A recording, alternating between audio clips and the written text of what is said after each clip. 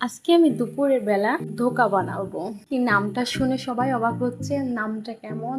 নামটা যেমনই হোক না কেন, খেতে কিন্তু আসলে অনেক মজা। তো তার জন্য প্রথমে আমি ময়দা নিয়ে নেব।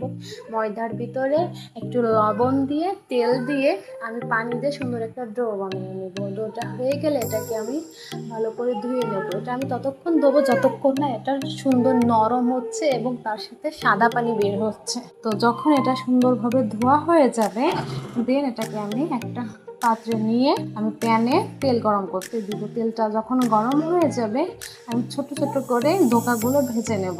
ভাজা হয়ে গেলে আমি ধোকার সঙ্গে আমি কিছু আলু দিব। আর এই ধোকাটা প্রায় বলতে গেলে গরুর মাংসের মতো লাগে। আর সত্যি বলতে এটা আমি আগে থেকে যদি জানতাম তাহলে আমি আরো আগে ট্রাই করতাম। এটা খেতে আসলেই অনেক সুন্দর, পুরো মনে হবে গরুর মাংস। তো তার জন্য আমি এই ধোকাগুলো ভাজা হয়ে গেলে দেন আমি কিছু